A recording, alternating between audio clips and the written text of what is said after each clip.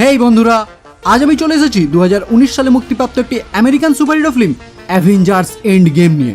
এই ফিল্মটি এমসিইউ মানে মার্ভেল সিনেম্যাটিক ইউনিভার্সের পুরো সিরিজের 22 নম্বর কাহিনী। এর আগের 21টি স্টোরি আমি already in order release date পর এক্সপ্লেন করে দিয়েছি। সো তোমরা যদি এখনও সেই ভিডিওগুলি না দেখে থাকো তাহলে অবশ্যই এই ভিডিওর ডেসক্রিপশন বক্সে দেওয়া লিঙ্ক থেকে তাড়াতাড়ি দেখে নাও।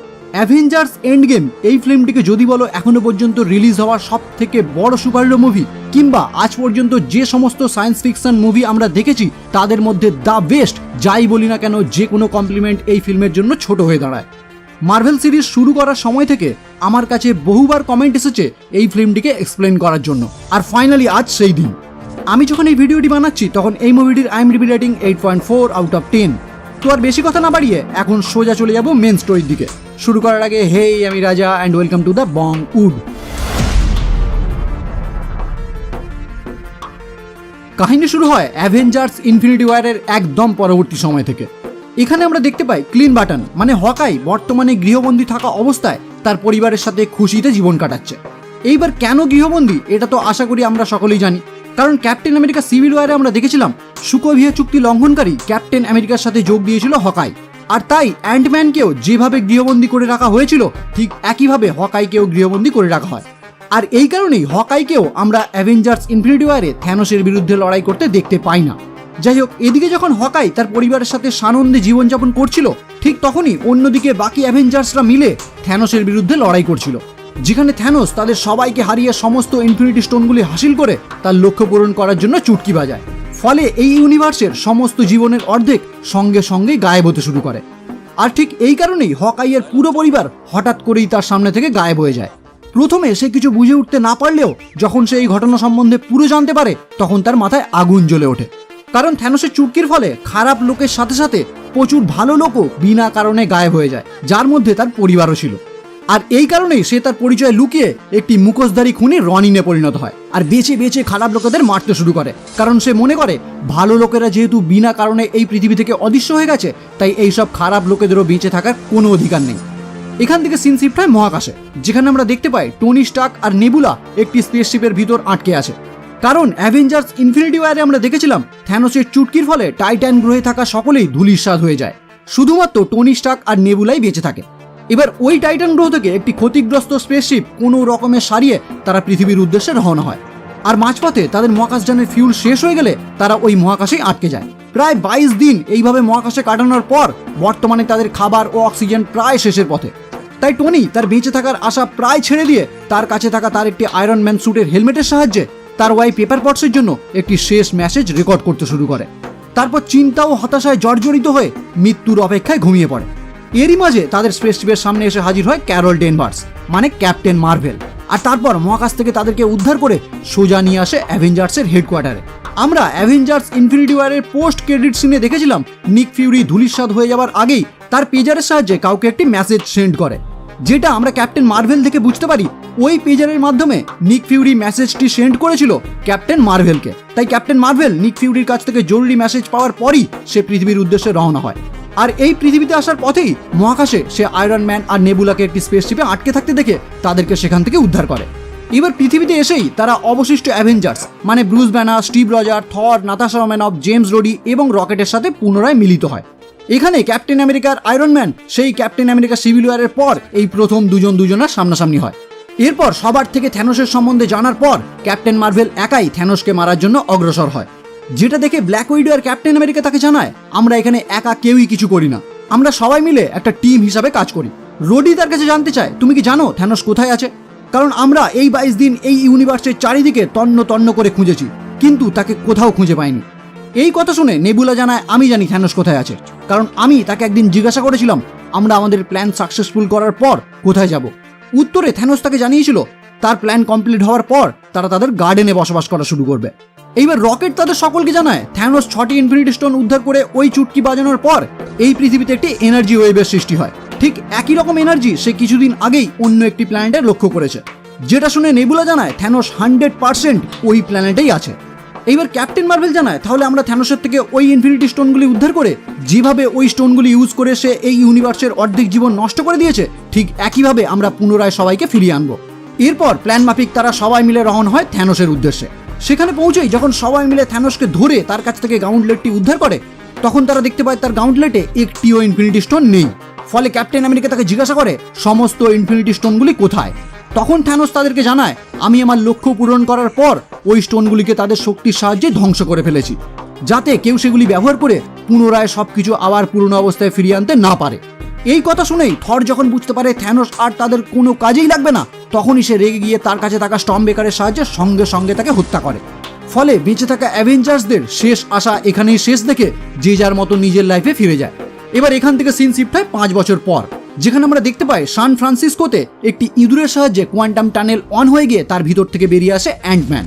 এবার এই ব্যাপারটা বোঝার জন্য আমাদেরকে একটু ব্যাকে ফিরে যেতে হবে, মানে অ্যান্টম্যান পার্ট 2 পোস্ট ক্রেডিট সিনে, যেখানে আমরা দেখতে পাই অ্যান্টম্যান কোয়ান্টাম জগতে প্রবেশ করে সেখান থেকে কোয়ান্টাম এনার্জি সংগ্রহ করার জন্য। আর ঠিক এই টাইমে বাইরে থাকা হ্যাঙ্ক, হোপ আর জেনেট থ্যানোসের চুটকির ফলে অদৃশ্য হয়ে যায়। ফলে অ্যান্টম্যান ওই কোয়ান্টাম জগতেই আটকে যায়। আর এই 5 বছর পর হঠাৎ করেই ওই ইঁদুরটির সাহায্যে সে আবারও ওই কোয়ান্টাম জগৎ থেকে বর্তমান জগতে ফিরে আসে। এইবার কোয়ান্টাম জগৎ থেকে ফিরে আসার পর সে বর্তমান সময়ের কোনো কিছুই বুঝে উঠতে পারছিল না, কারণ আমরা জানি কোয়ান্টাম জগতের টাইম একদমই আলাদা রকমভাবে চলে। এখানে 5 বছর কেটে গেলেও অ্যান্টম্যান ওই কোয়ান্টাম জগতে মাত্র 5 ঘন্টা কাটিয়ে এসেছে, মানে আমাদের 5 বছর টাইম কোয়ান্টাম জগতে 5 ঘন্টার সমান। আর এটা বুঝতে পেরেই সে সোজা গিয়ে পৌঁছায় অ্যাভেঞ্জার্সের হেডকোয়ার্টারে। সেখানে পৌঁছেই সে ক্যাপ্টেন আমেরিকা নাতাশা রোমানভকে বোঝানোর চেষ্টা করে তারা যদি কোয়ান্টাম টেকনোলজি নিয়ে ভালোভাবে রিসার্চ করে তাহলে তারা এই টেকনোলজিকে টাইম মেশিনের মতো ইউজ করতে পারবে, যেটার দ্বারা সবকিছু পুনরায় আগের মতো করা সম্ভব। কিন্তু এইসব টেকনিক্যাল কাজকর্ম কে করবে, এটা ভেবেই তারা 3 জন মিলে সোজা পৌঁছে যায় দ্য গ্রেট টনি স্টার্কের কাছে, যেখানে আমরা দেখতে পাই টনি তার রাজকীয় লাইফস্টাইল ছেড়ে বর্তমানে তার বউ আর মেয়ের সাথে অতি সাধারণ একটি ফ্যামিলি ম্যানের মতো জীবনযাপন করছে। সেখানে পৌঁছেই স্কোয়াড কোয়ান্টাম ফিজিক্স নিয়ে তার আইডিয়া যখন তাকে জানায় আর বলে আমরা যদি কোনোভাবে এই কোয়ান্টাম ফিজিক্সের সাহায্যে টাইম ট্রাভেল করতে পারি তাহলে পুনরায় আমরা সবকিছু ঠিক করতে পারবো। টনি তার আইডিয়া শুনেই তাদেরকে এক কথায় না করে দেয়। কারণ হিসেবে সে জানায় টাইম ট্রাভেল এসব গল্প কথা শুনতেই ভালো লাগে, এটা বাস্তবে কখনোই করা সম্ভব না। আর কোয়ান্টাম ফিজিক্স এটা তো আমার ভাবনা চিন্তার একদমই বাইরে। এইবার ক্যাপ্টেন আমেরিকা, ব্ল্যাক উইডো আর অ্যান্টম্যান টনি স্টার্কের থেকে না শোনার পর সোজা গিয়ে হাজির হয় ব্রুস ব্যানার, মানে দ্য ইনক্রেডিবল হাল্কের কাছে, যে এখন পুরোপুরিভাবে প্রফেসর হাল্কে পরিণত হয়েছে। মানে আমরা আগে থেকেই জানি ব্রুস ব্যানারও একজন সায়েন্টিস্ট, কিন্তু যখনই সে হাল্কে পরিণত হয় তখন ব্যানারের কোনো বুদ্ধি হাল্কের ভিতরে কাজ করতো না, সে পুরোপুরি একটি আলাদা প্রাণীতে রূপান্তরিত হতো। কিন্তু বর্তমানে ব্যানার প্রায় 18 মাস রিসার্চ করার পর হাল্কের শরীর আর ব্যানারের ব্রেন একসাথে মিলিয়ে এখন সে প্রফেসর হাল্ক হয়ে উঠেছে। এইবার প্রফেসর হাল্ক তাদের থেকে পুরো কথা শোনার পর তারা 4 জন মিলে লেগে পড়ে টাইম মেশিন বানানোর কাজে। টাইম মেশিন রেডি হয়ে গেলেও হাল্কের বানানো টাইম মেশিন ঠিকঠাক মতো কাজ করতে ব্যর্থ হয়। অন্যদিকে আমরা দেখতে পাই টনি তাদেরকে না করে দিলেও সে নিজে থেকেই টাইম ট্রাভেল নিয়ে রিসার্চ করতে শুরু করে আর খুব সহজেই সাকসেসফুলও হয়ে যায়। আর এই কাজে সাকসেসফুল হয়েই সে সোজা এসে পৌঁছায় অ্যাভেঞ্জার্সের হেডকোয়ার্টারে, যেখানে টনি ক্যাপ্টেন আমেরিকার সাথে দেখা করেই জানায় সে টাইম ট্রাভেল করার জন্য একটি জিপিএস রেডি করে ফেলেছে, যার সাহায্যে তারা যে কোনো টাইমে পৌঁছতে পারবে। এরপরই দেখা যায় টনি ক্যাপ্টেন আমেরিকা সিলটি পুনরায় ক্যাপ্টেনকে ফিরিয়ে দেয়, যেটা আমরা দেখেছিলাম ক্যাপ্টেন আমেরিকা সিভিল ওয়ারে টনি তার থেকে নিয়েছিল। এখানেই টনি ক্যাপ্টেনকে জানায় এই কাজে আমাদের পুরো টিম একসাথে থাকছে তো। ক্যাপ্টেন আমেরিকা তার কথায় উত্তর দেয় আমি সেই চেষ্টাই করছি। এখান থেকে শুরু হয় গল্পের টার্নিং পয়েন্ট, কারণ 5 বছর আগে থ্যানোসকে মেরে অ্যাভেঞ্জারের পুরো টিম হতাশ হয়ে যে যার মতো জীবনে ফিরে গিয়েছিল, আর এখন তারা ইতিহাস বদলানোর সুযোগ পেয়ে সবাইকে এক করার চেষ্টায় কাজে লেগে পড়ে। নাতাশা রোমানভ বেরিয়ে পড়ে ক্লিন বাটন মানে হকাইয়ের খোঁজে, আর প্রফেসর হাল্ক আর রকেট দুজন মিলে বেরিয়ে পড়ে থরকে ফিরিয়ে আনার উদ্দেশ্যে। তারা দুজনে সোজা গিয়ে পৌঁছায় নরওয়েতে, যেখানে থর নতুন অ্যাসগার্ড বানিয়ে বসবাস শুরু করেছে। এইবার সেখানে তারা দুজন যখন গিয়ে থরের সাথে দেখা করে তখন তারা দুজন তো অবশ্যই, সাথে আমরা ভিউয়াররাও যারা প্রথমবার থরকে এই অবস্থায় দেখি তারা পুরোপুরি অবাক হয়ে যায়, কারণ এই 5 বছরে থরের ফিজিক্স 6 প্যাক থেকে পুরো ফ্যামিলি প্যাকে পরিণত হয়েছে, যে বর্তমানে এতটাই হতাশাগ্রস্ত ও নেশাগ্রস্ত যাকে দেখে মনে হয় এর দ্বারা কোনো কাজই আর সম্ভব না। তাও হাল্ক আর রকেট তাকে কোনো রকমের বুঝিয়ে সুঝিয়ে তাদের সাথে করে তাকে অ্যাভেঞ্জার্সের হেডকোয়ার্টারে ফিরিয়ে আনে। অন্যদিকে নাতাশা হকাইকে খুঁজতে খুঁজতে সোজা গিয়ে পৌঁছায় টোকিওতে, কারণ বর্তমানে হকাই তার পরিচয় লুকিয়ে এখানেই খারাপ মানুষদেরকে এই পৃথিবী থেকে সরিয়ে ফেলার কাজে ব্যস্ত। নাতাশা তার সাথে দেখা করেই জানায় আমাদের একটা সুযোগ এসেছে, তোমার পরিবার সমেত পুরো পৃথিবীর সমস্ত জীবনকে পুনরায় ফিরিয়ে আনার, আর এই কাজে তোমার হেল্প চাই। ফলে হকাই আর কোনো কথা না বাড়িয়ে তার সাথে সোজা ফিরে আসে অ্যাভেঞ্জার্সের হেডকোয়ার্টারে। ফলে সমস্ত সুপার হিরোরা এক হয়ে শুরু হয় টাইম মেশিনের টেস্টিং। প্রথমেই তারা হকাইকে একটি আধুনিক স্যুট পরিয়ে টাইম মেশিনের সাহায্যে নির্দিষ্ট একটি সময় পাঠিয়ে দেয় তার বাড়িতে, যখন তার পরিবার সবাই জীবিত অবস্থায় আছে, যেখানে সে লক্ষ্যও করে সত্যিই তার পরিবারের সবাই এখনো জীবিত অবস্থায় আছে। ফলে সেখান থেকে ফিরে আসার পরেই হকাই তাদের সবাইকে জানায় টাইম মেশিন একদম ঠিকঠাক কাজ করছে। এরপরই জেমস রডি সকলকে জানায়, তাহলে আমরা যদি এই টাইম মেশিনের সাহায্যে কোনোভাবে থ্যানোসের ছোটবেলায় পৌঁছে তাকে ছোট অবস্থাতেই মেরে ফেলি, তাহলেই তো বর্তমান সময়ে সবকিছু চেঞ্জ হয়ে যাবে। কিন্তু হাল্ক এই কথা শুনেই জানায় এটা কখনোই সম্ভব না, কারণ অতীতে গিয়ে কোনো কিছু চেঞ্জ করলে বর্তমান সময়ে তার কোনো প্রভাবই পড়বে না। কারণ অতীতে গিয়ে কোনো কিছু চেঞ্জ করলে সেই সময় থেকে অন্য একটি টাইম লাইনের সৃষ্টি হবে, যেটা বর্তমান টাইম লাইন থেকে একদমই আলাদা। তাই অতীতে গিয়ে কোনো কিছু চেঞ্জ করে বর্তমানকে ঠিক করা একদমই সম্ভব না। এইবার সমস্ত সুপার হিরোরা মিলে ঠিক করে তারা অতীতে গিয়ে 6টি ইনফিনিটি স্টোন উদ্ধার করে বর্তমান টাইমে ফিরিয়ে আনবে, আর তারপর ওই স্টোনগুলি ইউজ করেই সমস্ত জীবনকে ফিরিয়ে এনে আবার ইনফিনিটি স্টোনগুলোকে পুনরায় একই জায়গায় রেখে আসবে। আর এরপরই শুরু হয় টাইম ডাকাতির প্ল্যান। আসলে কিভাবে তারা টাইম ট্রাভেল করবে এটা তো টেস্ট হয়ে গেছে, কিন্তু কোন টাইমে কোথায় গেলে ওই ইনফিনিটি স্টোনগুলি তারা হাসিল করতে পারবে এটা নিয়েই শুরু হয় প্ল্যান। ক্যাপ্টেন আমেরিকা জানায়, আমাদের সবাই একবার হলেও কোনো না কোনো একটি ইনফিনিটি স্টোনের সাথে সামনাসামনি হয়েছি, তাই কে কে কোন কোন স্টোনের ইতিহাস খুব ভালো করে জানো সেটা আমাদের সবাইকে জানাও। ফলে থর ইথার মানে দ্য রিয়েলিটি স্টোন নিয়ে বলতে শুরু করে। রকেট জানায়, পিটার কুইল তাকে বলেছিল সে অর্ব চুরি করে মরাগ নামে একটি গ্রহ থেকে, যার ভিতরে ছিল পাওয়ার স্টোন। নেবুলা জানায়, সোল স্টোন থ্যানোস হাসিল করেছিল ভরমির নামে একটি গ্রহ থেকে, যেখানে সে গামোরাকে মেরে ফেলেছিল। এরপর নাতাশা রোমানফ, টনি স্টার্ক আর প্রফেসর হাল্ক তিনজন মিলে আলোচনার মাধ্যমে বুঝতে পারে তারা যদি একটি নির্দিষ্ট টাইমে নিউ ইয়র্কে পৌঁছায়, তাহলে বাকি 3টি স্টোন মানে স্পেস স্টোন, মাইন্ড স্টোন আর টাইম স্টোন তারা একই সাথে নিউ ইয়র্কে পেয়ে যাবে। এখানেই স্কোয়াডল্যাং মানে অ্যান্টম্যান জানায় তাদের কাছে পিম পার্টিকেলস খুবই সীমিত, তাই তাদের কাছে একবারই মাত্র চান্স আছে টাইম ট্রাভেল করে ফিরে আসার। মানে এখানে যেহেতু তারা কোয়ান্টাম টেকনোলজি ইউজ করে টাইম ট্রাভেল করছে, তাই তাদের এই টাইম ট্রাভেলে একটি অতি অন্যতম জিনিস হলো পিম পার্টিকেলস, যেটা ছাড়া টাইম ট্রাভেল করা সম্ভবই না। এরপরই দেখা যায় প্ল্যান ওয়াইজ তারা সকলে মিলে রওনা হয় টাইম ডাকাতির উদ্দেশ্যে। যেহেতু তাদের একবার করেই যাওয়ার চান্স আছে, তাই তারা বিভিন্ন গ্রুপে বিভক্ত হয়ে আলাদা আলাদা জায়গায় আলাদা আলাদা সময়ের উদ্দেশ্যে রওনা হয়। Iron Man, Captain America, professor Hulk ও অ্যান্টম্যান 4 জন টাইম ট্রাভেলের মাধ্যমে সোজা পৌঁছায় 2012 নিউ ইয়র্কে, যেখানে অলরেডি লোকি আর চিতোরি আর্মির বিরুদ্ধে অ্যাভেঞ্জার্সের পুরো টিম লড়াই করছে। এখানে আসার উদ্দেশ্য হলো লোকি শেপ্টার আর টেসারাক্ট বর্তমানে একই জায়গায় মানে মাইন্ড স্টোন আর স্পেস স্টোন সেখান থেকে উদ্ধার করে নিউ ইয়র্ক সাংটামে অবস্থিত টাইম স্টোন নিয়ে ফিরে যাওয়া। ফলে আয়রন ম্যান আর অ্যান্টম্যান চলে যায় টেসারাক্টের পিছনে, যেখানে বহু চেষ্টার পর টেসারাক্ট তাদের হাতে এলেও শেষ পর্যন্ত কিছু গন্ডগোলের ফলে লোকি সেখান থেকে টেসারাক্ট নিয়ে পালিয়ে যায়। অন্যদিকে ক্যাপ্টেন আমেরিকা শেপ্টার উদ্ধার করতে গিয়ে সে নিজেরই মুখোমুখি হয়, মানে 2012 ক্যাপ্টেন আমেরিকার সামনাসামনি হয় বর্তমান সময়ে টাইম ট্রাভেল করে 2012তে যাওয়া ক্যাপ্টেন আমেরিকার। ফলে অতীতের ক্যাপ্টেনের সাথে বর্তমান ক্যাপ্টেনের একটি জবরদস্ত ফাইট সিন আমরা এখানে দেখতে পাই।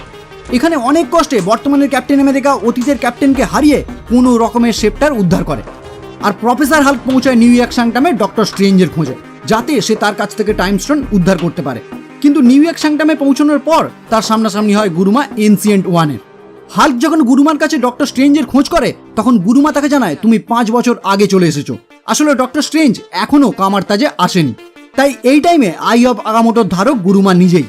আর এটা দেখেই হাল্ক যখন গুরুমার থেকে টাইম স্টোনটি নিতে চায়, তখন গুরুমা তাকে জানায় এটা কোনোদিনই সম্ভব না, কারণ আমি যদি তোমাকে টাইম স্টোনটি দিয়ে দিই, তাহলে সেই সময় থেকেই একটা আলাদা টাইম লাইনের সৃষ্টি হবে, যেটা এই পুরো ইউনিভার্সের জন্য ক্ষতিকারক।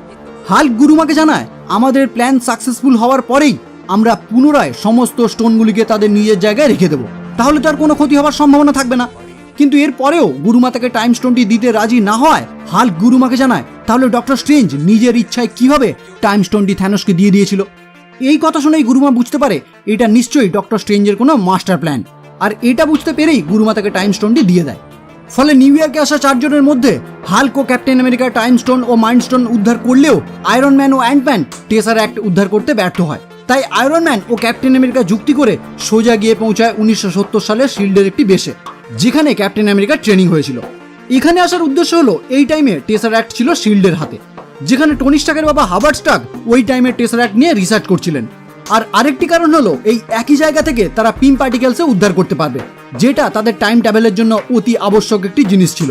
যাই হোক, এখানে টনি অতি সাবধানতার সহিত সেখান থেকে টেসারাক্ট উদ্ধার করে, আর তারপরই তার বাবার সাথে তার দেখা হয়। অন্যদিকে ক্যাপ্টেন আমেরিকা সেখানেই থাকা হ্যাঙ্ক পিমের তৈরি পিম পার্টিকেলস হাসিল করে, আর তারপরই সে দেখতে পায় তার প্রেমিকা পেগি কার্টারকে। এদিকে থর পৌঁছে যায় 2013 অ্যাসগার্ডে রিয়েলিটি স্টোন উদ্ধার করার জন্য। এই টাইমে রিয়েলিটি স্টোন ইথার রূপে থরের গার্লফ্রেন্ড জেন ফস্টারের শরীরে প্রবেশ করেছিল, আর এটাই তাদের কাছে সুযোগ খুব সহজেই ওই স্টোনটিকে হাসিল করার। ফলে রকেট তার কাছে থাকা একটি আধুনিক গেজেটের সাহায্যে জেনের শরীর থেকে রিয়েলিটি স্টোনটি হাসিল করে। এই টাইমে থরের সাথে তার মায়ের দেখা হয়, কারণ এই টাইমে তার মা তখনও বেঁচে। এখান থেকে রিয়েলিটি স্টোনটি উদ্ধার করে ফেরার পথে থর তার পুরনো হাতিয়ার মিউনিয়রটিও তার সঙ্গে নিয়ে নেয়। ব্ল্যাক উইডো আর হকাই দুজনে মিলে পৌঁছায় 2014 ভার্মিরে, যেখান থেকে তারা সোল স্টোন উদ্ধার করবে। কিন্তু আমরা তো অ্যাভেঞ্জার ইনফিনিটি ওয়ার দেখে অলরেডি জেনে গেছি সোল স্টোন উদ্ধার করতে গেলে একটি সোল মানে আত্মা সেখানে বলিদান দিতে হয়। ঠিক একই রকম ভাবে রেড স্কাল তাদের সামনে এসে এই কথা জানায়। তখন ব্ল্যাক উইডো আর হকাই দুজনেই নিজের জীবন দিতে প্রস্তুত হয়ে যায়, কারণ তাদের দুজনের এতটাই বন্ধুত্ব তারা কেউ কাউকে হারাতে রাজি না। এই কারণে তারা দুজনেই চাইছিল নিজে মারা যাবে ঠিক আছে, কিন্তু তার বন্ধু যেন না মারা যায়। কিন্তু শেষমেশ এখানে ব্ল্যাক উইডো নিজেকে বলিদান দেয়, আর বদলে হকাই সোল স্টোন হাসিল করে ফেলে। নেবুলা ও জেমস রডি পৌঁছায় 2014 মরাগ প্ল্যানেটে, যেখান থেকে তারা পাওয়ার স্টোন উদ্ধার করবে। Guardian of the Galaxy part 1-এ আমরা দেখেছিলাম পিটার কুইল মরাগ প্ল্যানেট থেকে অর্ব উদ্ধার করে, যার ভিতরে ছিল পাওয়ার স্টোন। এখানে নেবুলা ও রডি মরাগে পৌঁছানোর পর তারা লক্ষ্য করে ওই একই টাইমে পিটার কুইলও সেখানে এসে হাজির হয়েছে অর্ব উদ্ধার করার জন্য। কিন্তু এখানে তারা পিটারকে অজ্ঞান করে পাওয়ার স্টোনটি হাসিল করে ফেলে। এইবার পাওয়ার স্টোন পাওয়ার পর যখন নেবুলা ও রডি বর্তমান টাইমে ফিরে যাওয়ার জন্য অগ্রসর হয়, তখন রডি ঠিকভাবে বর্তমান টাইমে ফিরে গেলেও নেবুলা একটি প্রবলেমে ফেসে যায়। আসলে নেবুলার শরীরে যেহেতু হাফ যন্ত্রাংশ লাগানো, তাই কোনোভাবে বর্তমান টাইমে নেবুলার সাথে অতীতের নেবুলার মস্তিষ্ক কানেক্ট হয়ে যায়। ফলে 2014 থ্যানোস তার কাছে থাকা নেবুলার ব্রেন স্ক্যান করে ভবিষ্যতের সমস্ত ঘটনা জেনে যায় যে সে সমস্ত ইনফিনিটি স্টোন হাসিল করে ফেলেছে, আর প্ল্যান মতো এই ইউনিভার্সের হাফ জীবন ধ্বংস করে দিয়েছে। আর সেটা বদলানোর জন্যই অ্যাভেঞ্জার্সরা এখন টাইম ট্রাভেল করছে। ফলে তার কথা মতোই ভবিষ্যতের নেবুলাকে সেখানেই আটকে রেখে 2014 নেবুলাকে অ্যাভেঞ্জার্সদের কাছে পাঠিয়ে দেয়, যাতে সেখানে গিয়ে সে তার বাবাকে 2014 থেকে বর্তমান টাইমে মানে ভবিষ্যতে পৌঁছানোর জন্য হেল্প করে। এদিকে সমস্ত অ্যাভেঞ্জাররা ফিরে এসে যখন দেখতে পায় নাতাশা তাদের মধ্যে ফেরেনি, তখন হকাই তাদেরকে জানায় সে আর কোনোদিনই আমাদের মধ্যে ফিরবে না।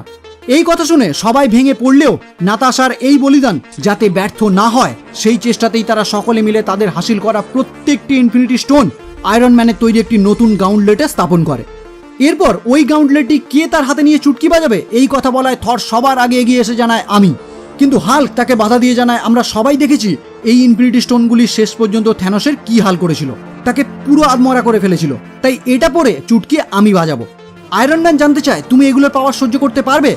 তখন হাল্ক জানায় কোনো গ্যারেন্টি নেই, তবে এই স্টোনগুলি থেকে যে রেডিয়েশন বের হয় সেটা গামা রেডিয়েশন, আর আমি গামা রেডিয়েশনের মাধ্যমেই তৈরি। ফলে সবাই মিলে তৈরি হয়ে যায় হাল্কের চুটকি বাজানোর আশায়। কিন্তু হাল্ক ওই গাউন্টলেটটি তার হাতে পড়ার সাথে সাথেই তার শারীরিক অবস্থার অবনতি হতে শুরু করে, কিন্তু তা সত্ত্বেও সে তার কাজটি কমপ্লিট করে, মানে চুটকি বাজিয়ে দেয়। ফলে এই ইউনিভার্সের যে অর্ধেক জীবন ধূলিসাৎ হয়ে গিয়েছিল তারা সকলেই ফিরে আসতে শুরু করে। এই টাইমেই হকাইয়ের ফোনে কল আসে তার ওয়াইফের, ফলে তারা সকলেই শিওর হয়ে যায় যে তাদের প্ল্যান পুরোপুরি সাকসেসফুল। এদিকে সমস্ত অ্যাভেঞ্জার্সরা মিলে যখন ওই গাউন্টলেটটি নিয়ে অর্ধেক জীবনকে ফিরিয়ে আনার চেষ্টায় ব্যস্ত, ঠিক তখনই 2014 নেবুলা টাইম মেশিন অন করে 2014 থেকে থ্যানোস ও তার যুদ্ধজাহাজকে বর্তমান টাইমে আসার জন্য সাহায্য করে, আর বর্তমানে এসেই তার যুদ্ধজাহাজের সাহায্যে অ্যাভেঞ্জার্সের হেডকোয়ার্টার পুরোপুরি ধ্বংস করে দেয়। এরপর যখন আয়রন ম্যান, ক্যাপ্টেন আমেরিকা, থর থ্যানোসের সামনাসামনি হয়, তখন থ্যানোস তাদেরকে উদ্দেশ্য করে জানায় আগের বার আমি অর্ধেক জীবনকে ধ্বংস করেছিলাম, কিন্তু এইবার ওই ইনফিনিটি স্টোনগুলির সাহায্যে আমি এই পুরো ইউনিভার্সকেই ধ্বংস করে দেব। তারপর পুরোপুরি একটি নতুন ইউনিভার্সের সৃষ্টি করব, যেখানে আমি হব সর্বে সর্বা। এই কথা শোনার পরেই শুরু হয় তাদের তিনজনের সাথে থ্যানোসের ফাইট। অন্যদিকে বর্তমান সময়ে নেবুলা 2014 গামোরাকে যখন জানায় তার বাবা ভবিষ্যতে তার সাথে কি করতে চলেছে, তখন সেও থ্যানোসের বিরুদ্ধে চলে যায়। এখানে তারা দুজন মিলে 2014 নেবুলাকে বোঝানোর চেষ্টা করে থ্যানোস ভবিষ্যতে কি করতে চলেছে, কিন্তু সে তাদের কোনো কথা না শোনায় বর্তমানে নেবুলা তাকে মেরে ফেলে। এদিকে ক্যাপ্টেন আমেরিকা, আয়রন ম্যান ও থর থ্যানোসের ক্ষমতার সামনে না দাঁড়াতে পারলেও তারা হার না মেনে লড়াই চালিয়ে যেতে থাকে। এরই মাঝে থ্যানোস তার পুরো বাহিনীকে সেখানে ডেকে নেয় ইনফিনিটি স্টোনগুলি পুনরুদ্ধার করার জন্য। ঠিক এই টাইমেই অ্যাভেঞ্জার্সের বাকি টিমও সেখানে এসে উপস্থিত হয়, মানে অ্যাভেঞ্জার্স ইনফিনিটি ওয়ারে থ্যানোসের চুটকির ফলে যারা উধাও হয়ে গিয়েছিল তারা বর্তমানে হাল্কের চুটকির ফলে ফিরে এসে সোজা সেখানে এসে উপস্থিত হয়েছে। ফলে এখানেই শুরু হয় থ্যানোস আর তার বাহিনীর বিরুদ্ধে লড়াই। এখানে আমরা মার্ভেলের এই সিরিজের প্রত্যেকটি সুপার হিরো ক্যারেক্টারকে দেখতে পাই। এখানে একটা কথা বলে রাখি, অ্যাকশন সিন কিংবা ফাইট সিন কখনোই মুখে বলে এক্সপ্লেন করা সম্ভব না, বা প্রত্যেকটি দৃশ্য দেখানোও সম্ভব না। ফাইট সিনের মজা নিতে গেলে আপনাদেরকে পুরো ফিল্মটি অবশ্যই দেখতে হবে। এখানে আমার এমন কিছু ফেভারিট সিন আছে যেগুলি না বললেই নয়, সেগুলি জাস্ট আমি আপনাদের সামনে তুলে ধরবো। একটি জায়গায় যখন থ্যানোস তার হাতিয়ারের সাহায্যে থরকে আঘাত করতে যাবে, ঠিক তখনই ক্যাপ্টেন আমেরিকা থরের হাতিয়ার মিউনিয়রের সাহায্যে থ্যানোসের উপর আক্রমণ করে। আর এই সিনটি আমার কাছে এই মুভির দ্য বেস্ট সিন। এই মুভিটি রিলিজ হওয়ার পর আমি পিভিআরে 1 উইকে 3 বার দেখেছি, আর প্রতিবারই এই সিনটি প্লে হওয়ার টাইমে মানে ক্যাপ্টেন আমেরিকাকে মিউনিয়রটি তুলতে দেখে হলের প্রত্যেকটি দর্শক এক্সাইটেড হয়ে এতটাই চিৎকার করেছে যে ক্ষণিকের জন্য মুভির সাউন্ড কেউই শুনতে পায়নি। যাই হোক, আরেকটি দৃশ্য হলো একটা টাইমে আমরা মার্ভেলের প্রত্যেকটি ফিমেল ক্যারেক্টারকে একটি ফ্রেমে এন্ট্রি নিতে দেখি, যেটা দেখে বলতেই হয় ওয়াও। যাই হোক, এখানে থ্যানোস আর তার বাহিনী চেষ্টা করতে থাকে ওই গাউন্টলেটটি কোনো রকমের হাসিল করার, আর অ্যাভেঞ্জার্সের পুরো টিম প্রাণপণ চেষ্টা করতে থাকে যাতে থ্যানোসের হাতে কোনোভাবেই গাউন্টলেটটি না যায়। লড়াইয়ের মাঝে টনি স্টার্ক ডক্টর স্ট্রেঞ্জকে বলে, তুমি বলেছিলে আমাদের সাথে থ্যানোসের প্রায় 1 কোটি সম্ভাব্য লড়াই তুমি দেখেছো, যার মধ্যে আমরা মাত্র একটাতেই জিতেছি। তুমি শুধু একবার বলে দাও এটাই হলো সেই লড়াই যেটাতে আমাদের জিত হবে। কিন্তু ডক্টর স্ট্রেঞ্জ টনিকে জানায়, আমি যদি তোমাকে এখনই বলে দিই কি হতে চলেছে তাহলে সেটা আর কখনোই হবে না।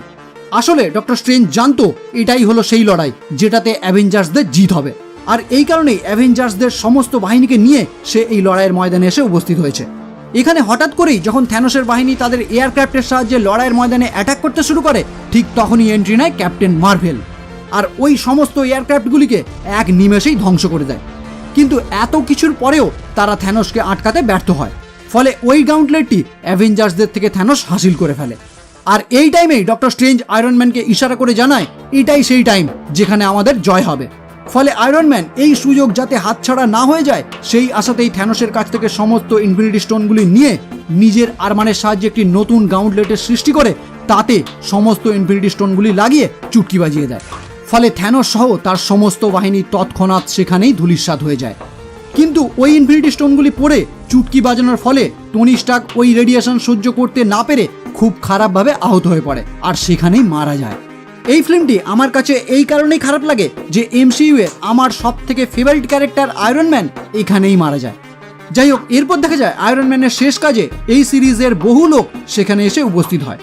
এরপর থর ভালকারিকে নতুন অ্যাসগার্ডের দায়িত্ব দিয়ে নিজে গার্ডিয়ান অফ দ্য গ্যালাক্সি টিমের সাথে স্পেসে রওনা হয়। লাস্ট সিনে দেখা যায় যেহেতু অ্যাভেঞ্জার্স টিম প্রথম থেকেই এই টাইম ডাকাতি করার আগে ঠিক করে রেখেছিল তাদের কাজ হয়ে যাওয়ার পর ওই ইনফিনিটি স্টোনগুলিকে তাদের নিজের জায়গায় পুনরায় রেখে আসবে, তাই ক্যাপ্টেন আমেরিকা সমস্ত ইনফিনিটি স্টোন ও থরের হাতিয়ার মিউনিয়র নিয়ে টাইম ট্রাভেল করে অতীতে ফিরে যায় ঠিক জায়গায় সেগুলিকে রেখে দেওয়ার জন্য। কিন্তু নির্দিষ্ট একটি টাইমের পর তার ফিরে আসার কথা থাকলেও সে সেগুলি রেখে বর্তমান টাইমে আর ফেরে না।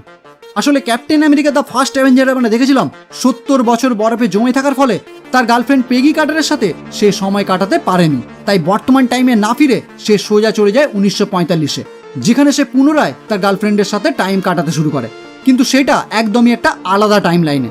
এবার বর্তমানে আমরা ক্যাপ্টেন আমেরিকাকে একদমই বয়স্ক অবস্থায় দেখতে পাই, যে তার ক্যাপ্টেন আমেরিকা সিলটি স্যাম উইলসনকে গিফট করে যাতে সে ক্যাপ্টেন আমেরিকা হয়ে তার জায়গায় কাজ করতে শুরু করে। আর এখানেই পুরো মুভিটি সমাপ্ত হয়। তো কেমন লাগলো বন্ধুরা আজকের ভিডিও? যদি ভালো লাগে তাহলে অবশ্যই লাইক করো, কমেন্ট করো, শেয়ার করো, আর এইরকম ভিডিও সবার আগে পেতে চ্যানেলটি অবশ্যই সাবস্ক্রাইব করে বেল আইকনটি ক্লিক করে দিও। তো দেখা হচ্ছে পরের video Spiderman far from home নিয়ে, আর ততক্ষণের জন্য বাই।